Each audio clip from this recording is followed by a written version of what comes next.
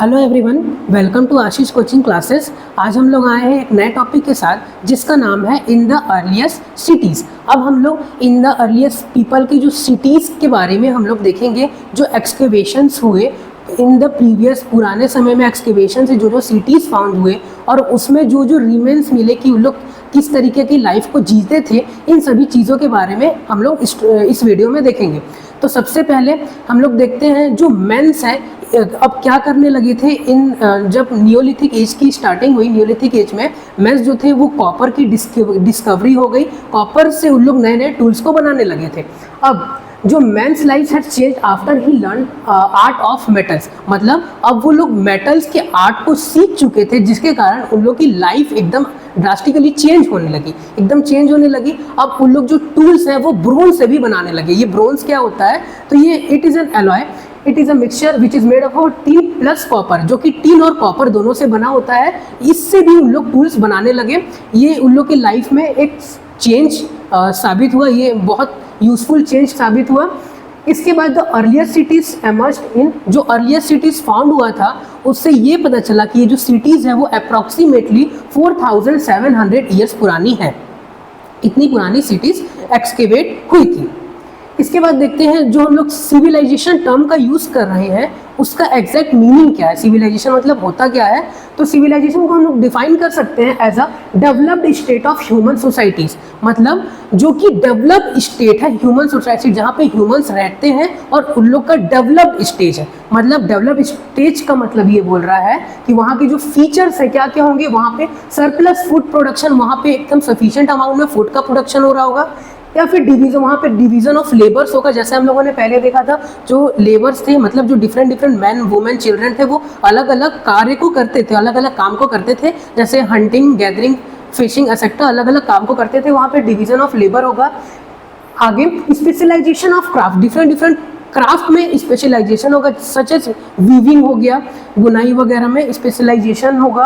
Other features है civilisation का occupation, growth of trade and cities, मतलब यहाँ पे ऑक्यूपेशन डिफरेंट ट्रेड और सिटीज़ का भी डेवलपमेंट होगा, जहाँ पे भी सिविलाइजेशन फाउंड होगी। मतलब ये एक ह्यूमन का डेवलप्ड सोसाइटी है।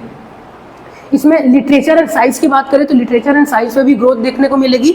और नेक्स्ट जो मशीनरीज है, डिफरेंट मशीनरीज में भी मॉडर्नाइजेशन देखने को मिलेगा, जहाँ पे भी सिविलाइजेशन फाउंड होती है, डेवलप सिविलाइजेशन।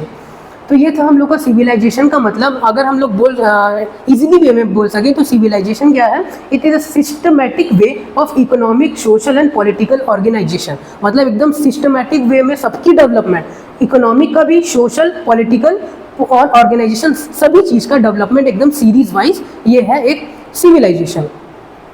अब हम लोग देखते हैं द अर्लीस्ट सिविलाइजेशन। अब जो पुराने सिविलाइजेशन फाउंड हुए उसके बारे में हम लोग थोड़ा सा डिस्कस करते हैं। तो जो सबसे पहले सिविलाइजेशन फाउंड हुई थी वो क्या था? सबको पता होगा, Indus valley civilisation. Indus valley civilisation, जिसको हड़प्पा सभ्यता भी बोला जाता है, या फिर हड़प्पन सिविलाइजेशन, जो कि इंडस रिवर के पास फाउंड हुआ था, ये सबसे ओल्डेस्ट सिविलाइजेशन है ऑफ द इंडिया। इसके बाद देखें तो चाइनीज सिविलाइजेशन भी फाउंड हुआ था, जो कि कहाँ पे है? वांग हो रिवर के पास में है। चाइनीज सिविलाइजेशन वांग हो रिवर के पास में। इसके बाद देखते हैं और क्या क्या सिविलाइजेशन फाउंड हुई। तो इजिप्शियन सिविलाइजेशन, इजिप्ट में भी इजिप्शियन सिविलाइजेशन फाउंड हुई, जो कि कौन से रिवर के पास है? रिवर इंपॉर्टेंट है, तो रिवर देखते हैं कौन से रिवर के पास है। तो नाइल रिवर के पास, जो कि अफ्रीका के पास है, इन द अफ्रीका में।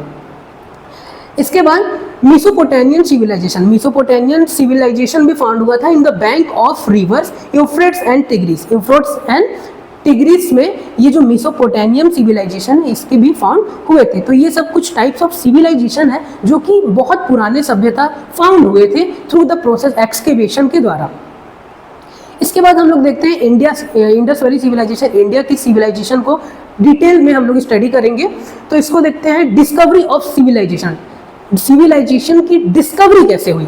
तो डिस्कवरी के लिए अर्लीस्ट बिलीफ, मतलब पुराने समय में अर्लीस्ट बिलीव ये किया जाता था कि the history of India began, जो इंडिया की हिस्ट्री है वो चालू कब से हुई? वो चालू तब से हुई जब आर्यंस इंडिया में आए थे।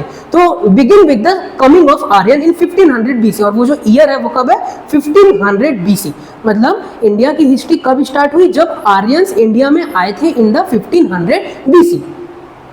लेकिन जब थ्रू द हाईली एक्सकेवेशन, एकदम सटीक एक्सकेवेशन, जब मोहनजोदारो और हड़प्पा सभ्यता को फाउंड किया गया, तो इससे ये पता चला कि हड़प्पा एंड मोहनजोदारो जो था वो 2000 ईयर बैक ले गया, मतलब 2000 साल और पीछे ले गया, मतलब 2000 ईयर पहले भी सभ्यता पाई जाती थी। ये इससे प्रूफ हो गया, पहले के बिलीफ को जो कि रॉन्ग प्रूफ कर दिया।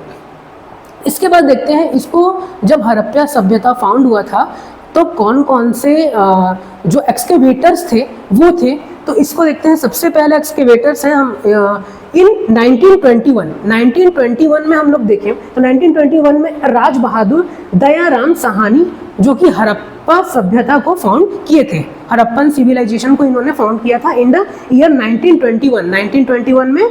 नाम क्या है, नाम एग्जैक्टली राज बहादुर एंड दयाराम साहनी, इन्होंने हड़प्पा सभ्यता को फाउंड किया था। ये 1921 की बात है। अब 1922 को देखें तो इन 1922 राखल दास बनर्जी, जो राखल दास बनर्जी थे, ये एक ऑफिसर थे archaeological survey of India, archaeological survey of India के ये ऑफिसर थे जिन्होंने मोहनजोदारो को एक्सकेवेट करने में हेल्प किया था। मोहनजोदारो का एक्सकेवेशन इनके अंडर में हुआ था। अब ये जो मोहनजोदारो एंड हड़प्पा सभ्यता है हड़प्पन सिविलाइजेशन, इसको हम लोग in terms of all detail में देखेंगे। तो ये कुछ शॉर्ट डिस्क्रिप्शन था सिविलाइजेशंस का इन द अर्लीस्ट सिटीज़ में क्या क्या फाउंड हुए सिविलाइजेशन के डेफिनेशन के साथ। तो अगर आप लोगों को ये वीडियो पसंद आया है तो लाइक करें और सब्सक्राइब करें। Thank you.